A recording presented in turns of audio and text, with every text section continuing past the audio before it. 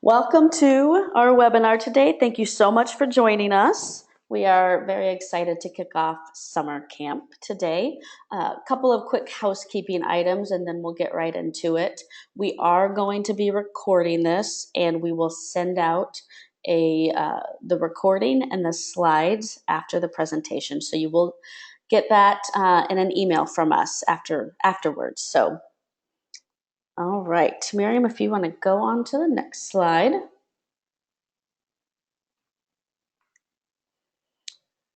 So welcome to your first day of summer camp. We wanted to get into the fun summer season and thought, Miriam and I had this idea about what's a good thing to do during the summer? Well, you can focus on your core. But what does that mean to nonprofits? We thought, well, let's take the time during the summer and focus on those core supporters. So we want to do a 3-part series of summer camp. And the first week today, we're going to be focusing on how to identify, recruit, and then make the offer to get sustaining donors. If you want to follow us on Twitter, you can hashtag us at Kimbia webinars during the webinar. And Miriam, you want to go ahead and introduce yourself? Sure. Good afternoon, everybody. Thank you for joining us today. I'm Miriam. I'm a senior strategy principal here at Kimbia. I've been here for about 3 years now. Have a pretty long history in the nonprofit world and have run a lot of sustainer programs across all channels, offline, online. So that's what we'll be focusing on today. I'm pretty nonprofit nerdy and want to know everything that's happening in our industry. You can see a picture of me with my dog. Who doesn't love a puppy? And we'll actually be talking a little bit about puppies as they pertain to getting people to pay attention. And you can always follow me on Twitter at Miriam Kagan. And I'll hand it over to Taylor. Awesome. Thanks, Miriam. I am Taylor Shanklin, aka T Shank, and I just joined Kimbia recently in April this year, actually. Senior Manager of Product Marketing here. I've got a particular affinity for peer-to-peer fundraising and have been in the nonprofit tech space for about a decade now, doing a lot of peer-to-peer fundraising. I like puppies too, but I also like coffee, my kids, and wine a lot. If you want to follow me on Twitter, you can follow me at tshankcycles. All right, so just a quick bit about Kimbia for those of you who are newer to learning about Kimbia. What do we do here? So we have an online fundraising platform that's really built around the principle of providing the best donor experience and providing flexibility for you to have complete control over your branding. So we do this through general online donation forms. We offer event registration, peer-to-peer, and DIY fundraising. We do giving days and crowdfunding, and we also do custom forms to fit any of your program needs. At the end, we'll talk about how to get in touch with us if you are interested in getting more information about Kimbia, the platform. And with that being said, I am going to be the one manning the chat today, and Miriam is going to take us through the learning process. So Miriam, take it away. Sure, and as Taylor mentioned earlier, folks, please feel free to chat questions. Taylor will be monitoring them. If they're pertinent to something that I'm talking about at the moment, she's going to hop in and try to ask it right then and there so we can get it answered. If not, she'll try to answer them at the end. There's no such thing as a stupid question here. Just for everyone on the phone, we are taking a more or less beginner to medium level approach. We are not going to get too deep into the very, very nitty-gritty of how to set up sustainer programs. It's going to be a high-level overview. But if you have any questions that are very specific to your organization, our contact information is at the end. Feel free to shoot us an email. And as Taylor said, there's going to be 2 more webinars that Taylor will talk about at the end that will talk a little bit more about the execution piece of this. So what we're going to talk about today are the sustainer models. How do you decide what kind of sustainer program you should have? How to find those sustainer prospects, once you've decided, and I'm sure most of you would like to have sustainers, where do you get them and how do you find them?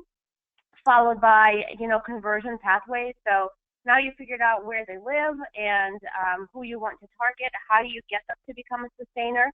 And finally, we leave some room at the end for Q&A. So with that, we're going to review the two main models of sustainer engagement. Keep in mind that these are, not the end-all and be-all. Organizations have pretty unique needs and can have varying approaches, but I wanted to review the two main ways that folks think about sustainer programs. They are not mutually exclusive. Some folks have a combination of both to really provide donors the largest potential engagement path. Others really focus on one or the other. So the first model that I like to talk about is a specific impact model. You've all seen this: sponsor a child for only, $1 a day, or for $10 a month, you can provide meals to a family.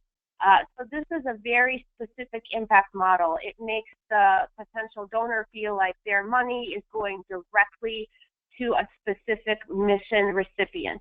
Now, in some instances, this may be very designated dollars. For example, I have been sponsoring a child in Guatemala since I was about 16. I know the name of that child. I get letters from that child. I now sponsor the sibling because the child has grown up. So that's a very designated gift. In other models, you don't necessarily have that kind of designation. You can say things like, $10 a month will help provide a family of 4 meals for a month. You don't get the name of the family. The money may go somewhere else. It's not designated, but it makes the perception of direct impact. So that's the first model.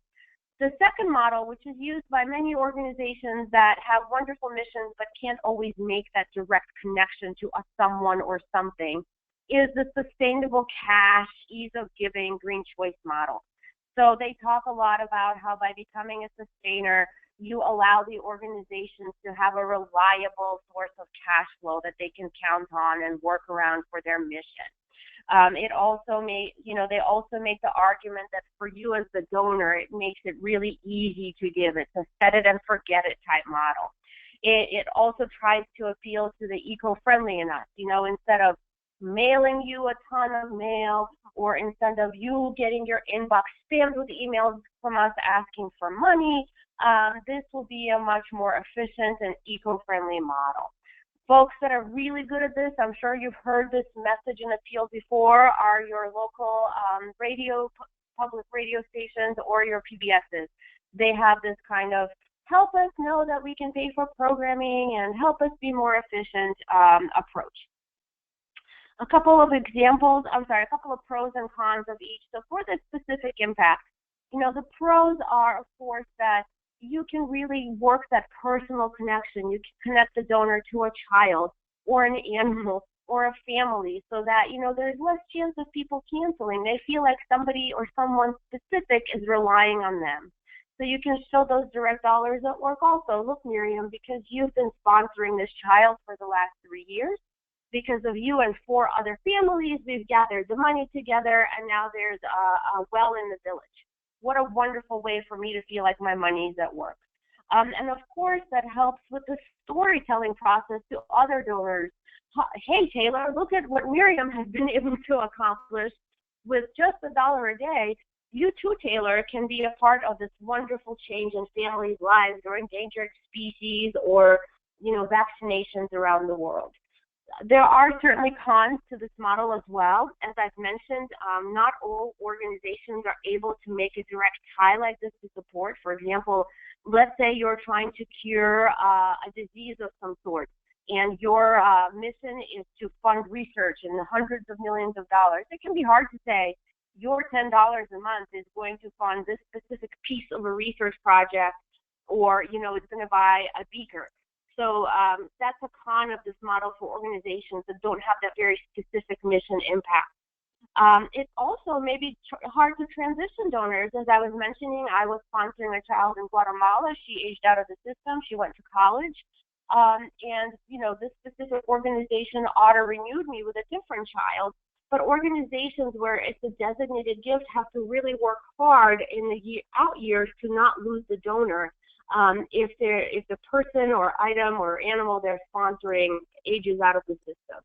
There's also the issue of restricted dollars. So especially in a designated system, you can't really say, oh, well, it's great that Miriam is giving us $10 a month for, this child in Guatemala. We're going to use it for something else because there's an emergency in Africa. In many cases, you're restricting the money, and that's an important consideration. So some examples, I've mentioned the, sponsor a child. Here, Save the Children. You can see, that they show you a child, and the call to action is all around becoming a child sponsor. There are many, many organizations like this. I just picked Save the Children because they're the ones that I use to sponsor my child. This is another one from a really small animal welfare organization. And you can see here that you can adopt a small animal. What that means in their case is you are not adopting a specific animal. You are providing enough food to feed a smaller animal for a month at $10 a month. So I wanted to show you guys this one because this one shows that you don't always have to connect a person to a direct participant in the mission. It can be, this is the equivalent of doing that. On the sustainable cash green choice model, the pros are, of course, that you get to move beyond restrictive giving. You're not tied to a specific person, animal, or mission-related participant. This is a great pathway for organizations that, like I've mentioned before, aren't able to do that one-to-one sponsorship model impact language. And it allows you to have a broader impact language in your sustainer model. So you can say, if you become a sustainer, not only, for example, are you sponsoring this specific child, but you are helping research, you are helping maternal education, you are helping to develop new programming, you are touching a whole variety of areas that our mission may be focused on. Some of the cons are it can be more difficult to develop an emotional giving appeal. It can be more difficult to provide the values proposition as to why you should contribute on an ongoing basis.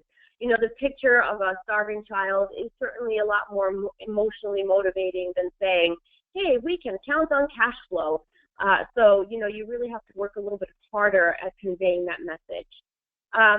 Because of that, this sustainer model may rely more strongly on incentives for joining, premiums for joining or different membership levels. You get freebies, all those sorts of things. And you may have to continue giving those out if folks expire or if you want to upgrade them. And like I said, you may actually need to develop more membership levels, if you want to upgrade some of those sustainers. Some great examples of Green Choice programs. Here we have World Wildlife Fund, and if you read, the mission statement, it talks very strongly about green choice and why that's wonderful. We pledge never to send you any paper mail ever again. So there's that whole, be good to the earth and also be good to your mailbox message. Here's another one from the Arthritis Foundation. As I've mentioned, organizations, specifically ones that are very kind of research or healthcare related, it can be hard for them to make that one-to-one connection if they don't have as much mission impact to individuals versus, in a large group of them, for example, a cure for arthritis. And you can see here that the message is very much, this can really impact many things at a time and a lot of folks. Finally, KLRU.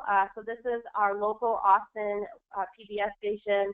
And you can see here how they make the message again. You can help us have a sustained flow of cash, and we'll know how things work, and we'll be able to pay for the programming that you love without having to worry about it.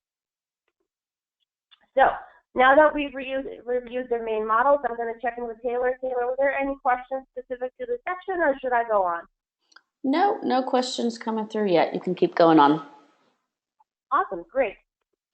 So, prospecting. For those of you that have been fundraising for years, or those of you that are just starting, those of you that have lived in direct mail, one of the first things we all learn as the key cornerstone of direct mail or any sort of fundraising really is RFM, which is recency, frequency, and monetary. Those are the three key pillars of how to talk to donors. And even if you're using fancy decile models that are, that are adding all sorts of demographic factors and overlaying folks and figuring out who else they're giving to.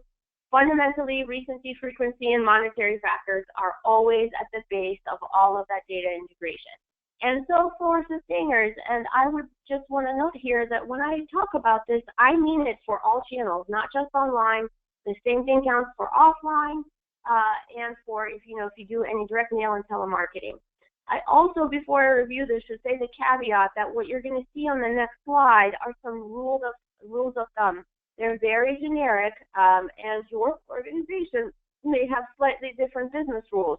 But this is how to get started thinking about, if you look at your file of people you currently have, and you want to say to yourself, in my file, who are the people that might be good sustainer prospects? Where do I start? Who do I start emailing? Who do I start calling?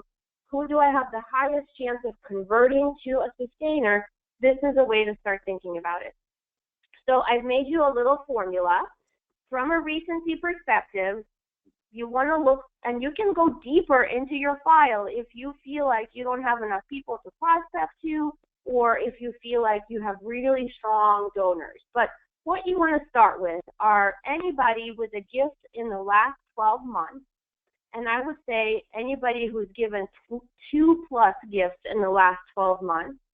Oh, I'm sorry, I skipped the frequency. So in terms of recency, anybody that's given a gift in the last 12 months, or somebody who's given you a gift in the last 45 days. So I say that in the last 45 days because that's a brand new donor, and they're a very warm, immediate prospect for a sustainer conversion. So don't exclude those. I know that in a lot of campaigns, folks will say, all right, I'm going to drop in the mail, direct mail to all of my most recent folks, except anybody that just gave to me. Or I'm going to email everyone except anybody that just gave to me. And folks have different cutoffs. Some have 90 days, 30 days, 45 days. Those people are really, really good sustainer prospects, so do not exclude them.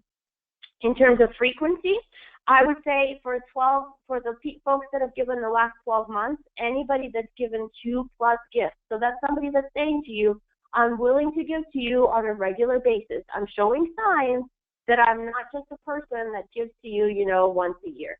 Now, if you want to go deeper into looking at that file, you can, of course, say anybody with one gift in the last 12 months, or you can say anybody who's given me 2 or more gifts in the last 24 months. There's all sorts of ways to expand this universe depending on your business needs. In terms of monetary, I would say, again, you know your organization best, but what you want to do is make sure that, one, you're not getting sustainers at a level that will actually cost you more in processing fees than you're getting. So you don't necessarily want a sustainer at $1 a month. Then you're getting $12 a year, but you're having to pay credit card processing fees and all those things. And you also don't want to convert to a sustainer somebody that's giving you a lot of money, but it would be really hard to upgrade them. So somebody gave you a $500 gift. In order to convert them to a sustainer that, gets you more money than that on an annual basis, they'd have to be a $30, $40, $50 a month donor. So, keep in mind, do you think that you can convert them to that? So the starting point, you want to look between these sorts of ranges of somebody that's given you, 2 or more $10 gifts, 1 or less $500 gifts. Again, based on your organization, these may be very different, but these are some bookends for you guys to start thinking about. Okay, any questions on kind of how to identify the folks in your file that are good sustainer prospects, Taylor? No, you can keep going through. All right, so you guys have figured out which model you want to use. You have figured out in your current file, who are some of your good sustainer prospects, online, offline, depending on how you want to approach things. And now you're going to say, all right, I'm going to convert people. And you might also be thinking to yourself, I not only want to convert people on my file, but I may also want to capture folks as they're coming in, so brand new donors. And I may want to see if they would become immediate sustainers to me. How do I do that? So That's what we're going to talk about. There's a couple of different conversion pathways. There's the initial site visit. So I've landed on your site for some reason. You may know that reason, or you may not know that reason. Make sure that on your homepage and on your frequently visited pages, there is a clear and simple call to action to donate. And also that once I click that, there's a very clearly visible option to become a sustained donor. A lot of folks just have a donation form. It has an ask array, and then at the bottom, after the ask array, it says one-time versus sustained gift, and you click a radio button. Folks, that's okay to do as a start, but what you really want to do is you want to have a separate ask array for your sustainers. You maybe want to land them on a version of the form that looks like it's appropriate for sustainers. If I pick the $50 gift level, and then you're just asking me, do I want that to be a one-time gift or an ongoing gift, that's a huge difference in gift, right? I'm either giving you $50 or $600 a year versus, if I can give a one-time gift of $50 or I can give an ongoing gift of $5, you've just upgraded me from a one-time $50 donor to an annual $60 donor. And I'll show you some examples of what this looks like. Also, try to chase folks. So if I've become a one-time donor, I've converted, what better time than now to ask me if I would consider becoming an ongoing donor? That's where sustainer light boxes can come in. Again, I'll show you examples of these. Another thing that we're going to talk about is the sustainer conversion series and emails, RFM-based. These things include things like new donor welcome series, cultivation emails, sustainer conversion email series.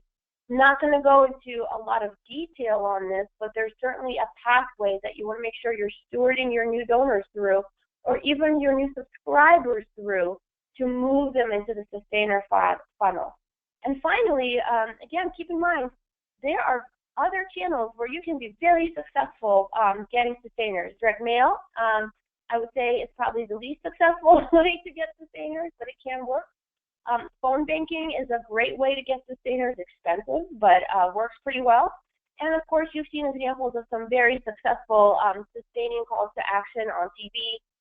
The primary example of those are, of course, the child sponsorship commercials we've all seen and the animal welfare commercials we've all seen. Oh, and I just lost my cursor. Oh, there we go. So conversion pathways on the initial site visit. Here is a great example from Feeding America. When you click donate, they right away not just show you, how you can donate right now, but they right away offer you to become a monthly sustainer. So from the very start, you can pick which one you want to be.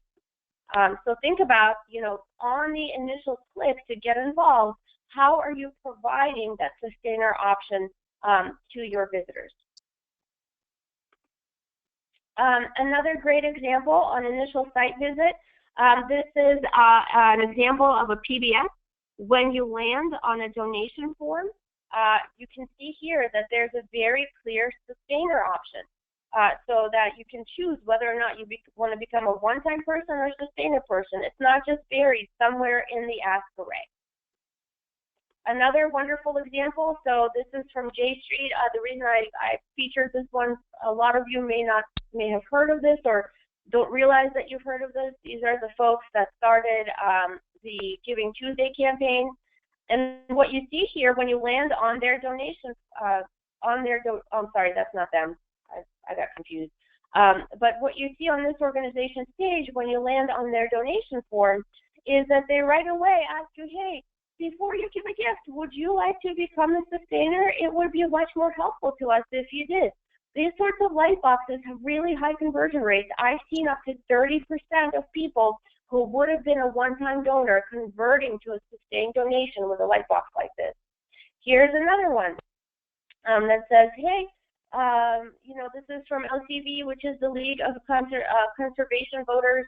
Hey, before you give a gift to us, would you like to become a sustaining donor? And it explains to you why that would be wonderful for them. Again, implementing something like this can really help you to drive sustained conversion.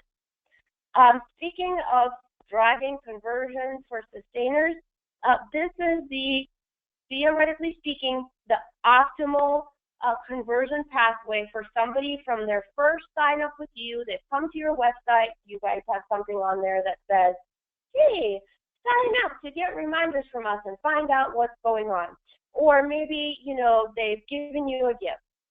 In theory, this is the pathway that these folks should be put through the funnel to before you ask them to become a sustainer. A lot of folks see a first gift, oh, look, Miriam gave us money, or, oh, look, Miriam signed up. And the first thing that they then send Miriam is another ask, another fundraising email. Hey, Miriam, you've now signed up for our newsletter, give us money. Or, hey, Miriam, you just gave us a gift, how about becoming a sustainer? Before you can make that leap, you need to take the time to cultivate that person and build the reason as to why they should become a sustained member. So I'm not going to read all of this to you guys. Taylor will be sending the slides afterwards, but this is, a proposed pathway for your constituents. There should be several messages in between asks that explain the need and build the relationship. You should also make sure that in addition to your conversion pathways and your welcome pathways, not only do you have fundraising asks going on, but that you have ongoing cultivation messages. For sustainers, you may want to put them into a special stream that talks about their sustainer impact 1 to 4 times a year. There are organizations that do this really, really well. A lot of the NPRs and PBSs have great newsletters, e-newsletters that they send just to the sustainers, telling them what's been going on and how their sustained money has been helping. Hey, Miriam, a question Yep. about Yep. that. So talking about those, first couple of welcome messages and knowing that that's the honeymoon period, do you have recommendations on tone and messaging in those first welcome messages, knowing that you will be putting people into a workflow to then later ask them about becoming a sustained donor? Do you have recommendations on how to tee that conversation up? Absolutely. And I would note here that, again, a lot of this depends on your mission and your general tone and approach. But generally speaking, your first email, your first welcome email is one that almost provides an overview, again, of your mission and program areas. You talk about the important work that you do and the things that you impact. So, maybe I signed up, but maybe I didn't realize that in addition to working on providing research for arthritis cures, your organization also distributes a lot of arthritis tools to folks with arthritis who otherwise couldn't afford them. So it's almost like a virtual tour of who your organization is and what you do. In the next email, and you can change some of the order of these. In the next email is the relationship forming email between yourself and the organization, where you, the organization, try to get the donor to tell you a little bit more about themselves. Why do you care? Who in your life matters? Take our little survey. Tell us a little bit more about yourself. If you're only doing a 2-email series before you ask for the first gift, this is also the email where you encourage folks to join your other communities. So if they signed up on the website, you would encourage them to perhaps join your Facebook community or follow you on Twitter or check you out on Instagram. If you're doing a longer welcome series, 4-part series, then, most times you reserve that for email 3. What you're trying to elicit in those secondary emails that are after your virtual tour is to get somebody to raise their hand again and do something other than give a gift. So if I've signed up and then I raise my hand by joining some other community of yours, or by telling you anything about myself, or even by clicking on a link in your first virtual tour email and checking it out, and you can track that, I've become a much warmer prospect for that first gift conversion, right? I've now raised my hand to you twice, so that when you make that strong first gift ask, so, an email is 1 through, let's say, 3, you're softly providing links to donate, but you're not pushing on it. But when you do make that strong ask and, you're, please give us a gift now, this is why it's important, you can even isolate the folks that seem to be much warmer prospects than others and push harder on them. Taylor, do you have anything to add to that? I know that you also have a lot of experience in this area, so feel free to jump in if you have any other thoughts to share. Yeah, no, I definitely like the idea that you brought up about the donor survey in the second email, I do think it's important about making the messaging about the donor, because remember, they're the hero. They're the ones that give you the gifts and keep the lights on, right? So I think as much as you can do in that first message, like Miriam said, to really just welcome them, tell them, thank them for signing up and getting involved, tell them about your organization, and then turning the message on to be about them is a great idea. I love that. All right, so on that note, let's talk a little bit about other channels. Now, folks, I am not going to go into the really details of how you execute sustained giving on these channels. You know, it's fairly complex. There's a lot going on. If you are interested in knowing more about how to do sustained giving, you know, over the phone or radio, TV, or even canvassing, reach out to us. Kimbia may not provide all these services, but we can certainly talk you through what you would need and connect you with partners that do. So donors with phone numbers, this is one of the best ways to get sustained donors, but it's relatively expensive. But the ROI can be very, very good. But you do have to do things like either get your own call center or hire a partner. You have to chase these folks. You have to decide, you know, are you going to be willing to take just credit card payments over the phone, or is this going to be a check or EFT transaction?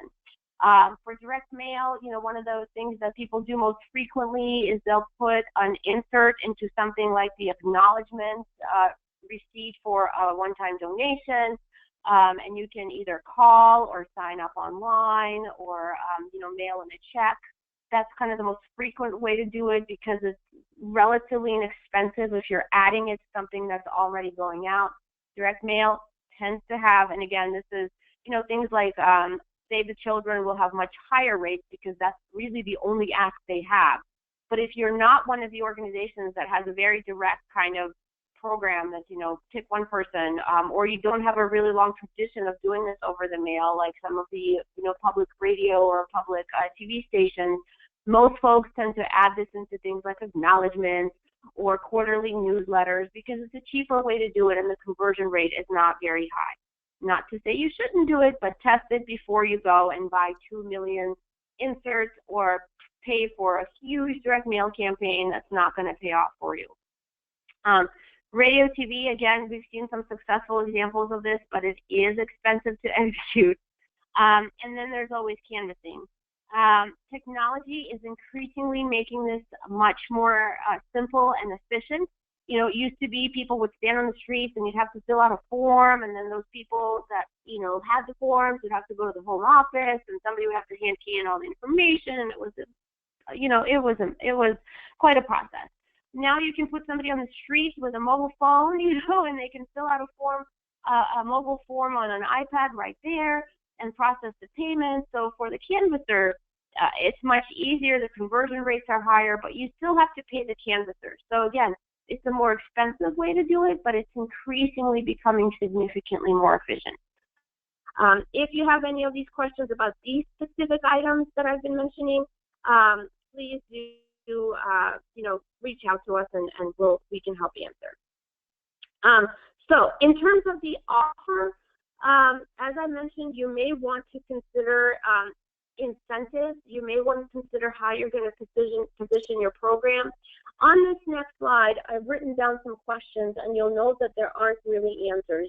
I would say that this is really the thing that an organization needs to sit down and sit through and discuss with all of your internal stakeholders, discuss with your partners if you have them, you know, your agencies or whoever is building this for you.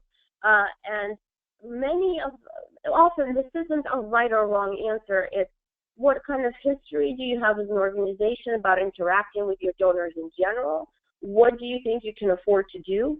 What kind of sustainers do you think you want to capture? But these are questions to get you started on that. Will you offer an incentive to join? And are the incentives ongoing? And I apologize for that A after the question mark. I had thought that I had erased it. So keep in mind that not only, you know, hey, Miriam, become a sustained donor and we'll mail you a, you know, paperweight, but also will you then have to keep mailing me paperweights in order to get me to either upgrade my sustained gift or not to cancel my sustained gift? That's something to consider.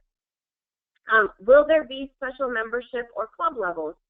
So do I get anything different, or do I feel different? Do I get different benefits if I become a sustained donor at $15 a month versus $25 a month? Again, to look at examples of this, it's always great to look at things like PBSs and NPRs, but there are organizations that aren't in podcasting that do this as well.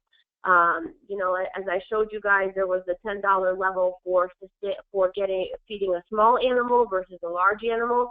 If I become a $10 feeding animal sustainer, do I get a small plushie every year? And if I feed a large animal at $50 a month, do I also get a picture of a large animal once a year? So consider whether or not there's going to be different benefits. Those don't all have to be mailed incentives. They may be recognitions by your organizations. Maybe at the $25 sustained level, I get included in your annual newsletter. At the $10 level, I don't. So some of these can be virtual. Some of these can be perceived benefits, like naming me something more important. But you have to think through that if you're going to have club levels. Are you also ensuring that the conversion the conversion offer nets you more dollars than the one-time gift? A lot of organizations really forget to do this, especially when you're converting folks on your current file. If I am a $50 a year annual donor, well, $50 may be a bad idea, let's say $60.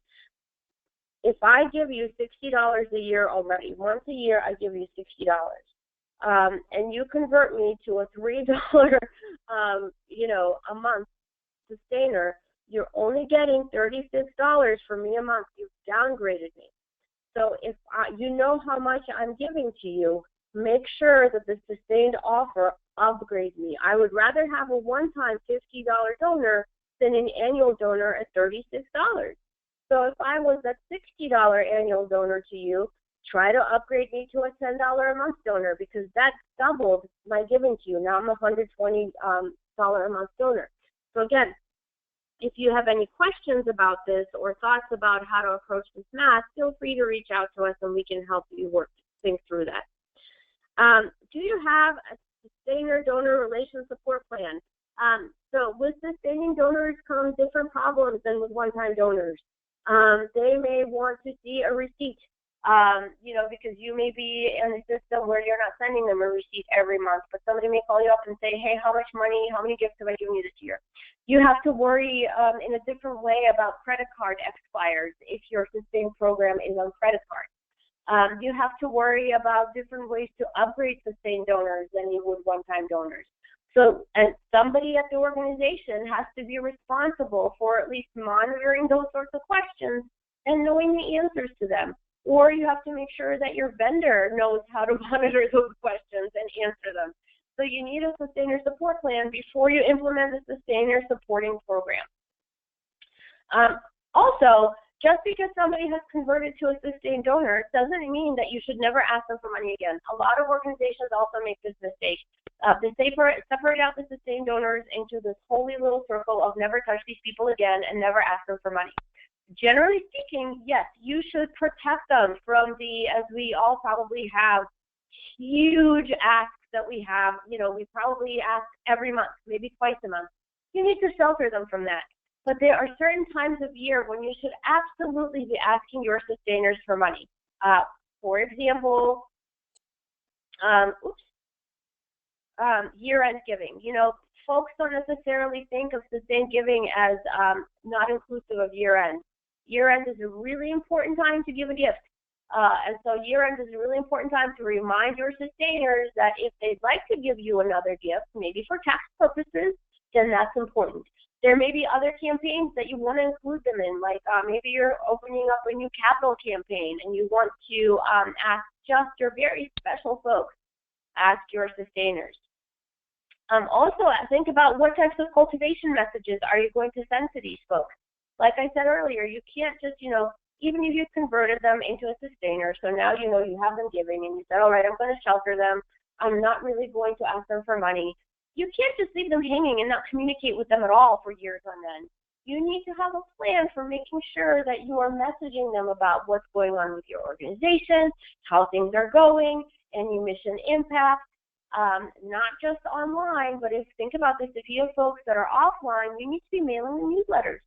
Again, you can't just count on the fact that I'm collecting a check from them and now I don't need to talk to them, or I just need to send them that once a year annual report that everyone else gets.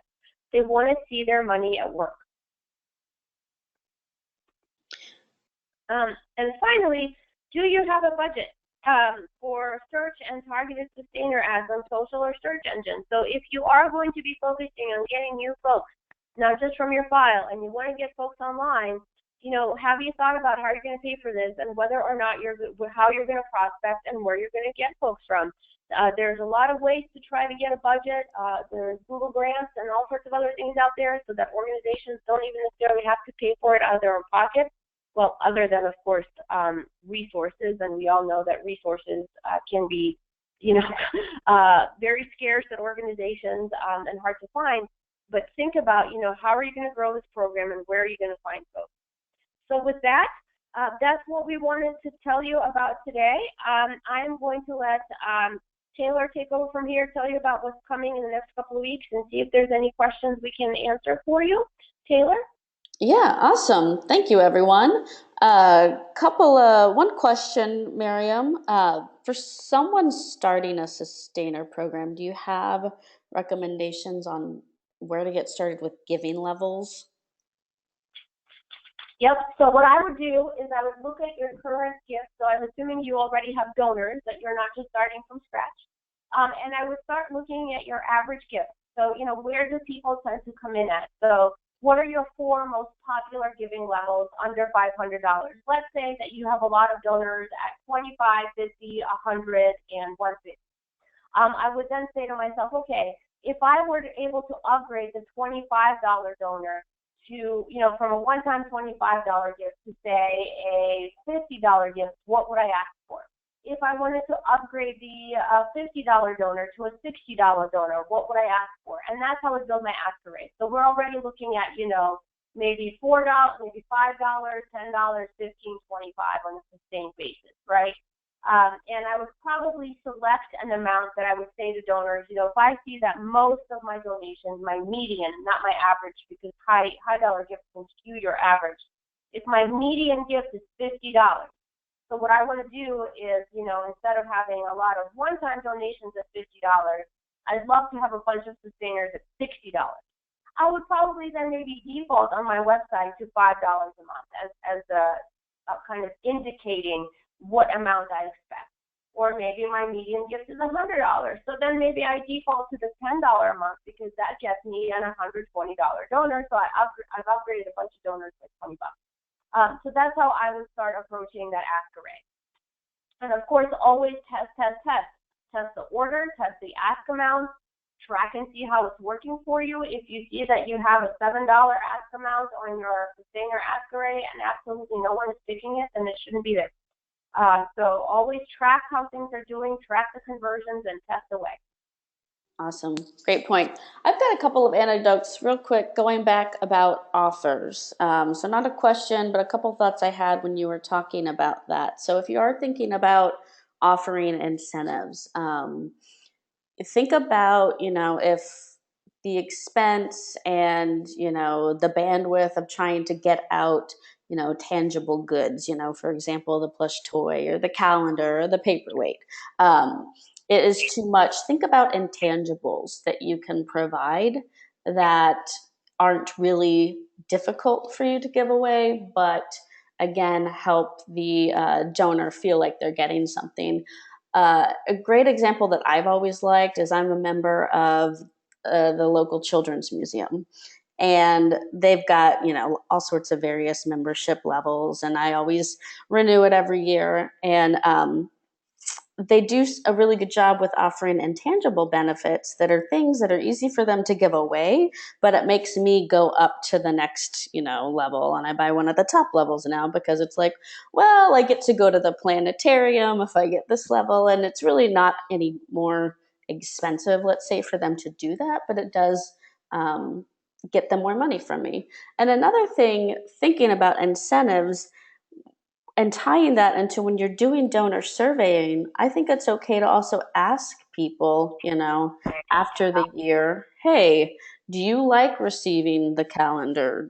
That sort of thing. I think it's fine to sort of test out and see how people are responding to it as part of a, annual donor survey perhaps that you do. So those are just a couple of other thoughts that I had on that topic. Um, but anyhow, housekeeping at the end. Again, we are going to Oh, be sending out. Taylor? Oh, yeah. Hey, did you have anything else? Yeah, I see a quick question, another one here from Elise. Um, I'm not sure I understand the question completely, but if I do, Elise is asking, they have donors coming, starting the Sustainer program, and right now there's folks who are coming to summer camp to sign up to become a member, and I'm guessing this is like a one-time membership fee, and they get a small discount on kids' summer camp. Do we have suggestions for next steps to more engagement? The first thing I would tell you to do is to take a ton of photos of kids at this camp and send them to everybody to say, hey, look at the great time kids have at this camp. I don't know your program well enough, and I would suggest that maybe, if you'd like to talk about this more directly, you should feel free to email us, and we'll set up a time, is that, if you have any kids that go to this camp on scholarship, and by becoming a sustained member, I can help fund a part of a child's summer in summer camp, by joining some sort of group funding, or even if, over a year, you guys can, by giving you guys $15 a month over a year, that's set up to however much, and that's a week of a kid at summer camp, then that's how you might approach that. First, you show me all the wonderful pictures of kids at camp and how much fun they're having and what they're learning and how much better that is for parents who have something to do with kids at camp every summer. And then you launch into that, and this is why we need you to help pay for this, because there's so many kids who need help at camp, who need, activities in the summer, and parents who would have a wonderful time having their kids go to camp, but they just can't afford it. Right. So again, I don't know the full breadth of your mission and program, so I would suggest you reach out to us, but that would be my first thought on engagement. And I'm sorry I interrupted you, Taylor. Go ahead with. No, you're good. No, definitely. Any other questions? I don't see anything else in the question line, but feel free to type them into the chat or send them in through the question box.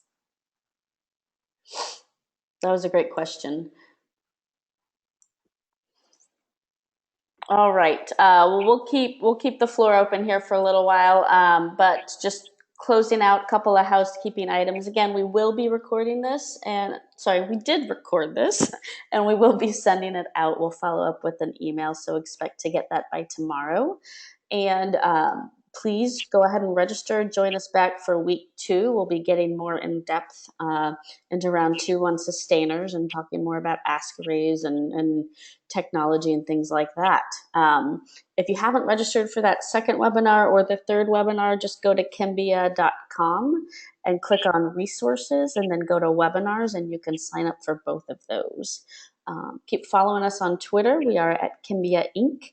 And then you can follow us personally at Miriam Kagan and at T Shank Cycles. If you are interested in learning more about the Kimbia platform, I recommend go to showmekimbia.com. You can sign up there for a demo. Someone can walk you through what we're about and what we do. And you can always email us. You can email myself directly at marketing@kimbia.com, and I'll make sure to help get your questions answered or point you in the right direction. All right. We also recently started a new blog series called Dear Kim. And Kim has an email address, and Kim is doing a twice monthly column answering all of your latest and greatest fundraising questions. So if you've got a question for Kim and our fundraising experts here at Kimbia, you can email kim@kimbia.com and have your questions answered on our blog.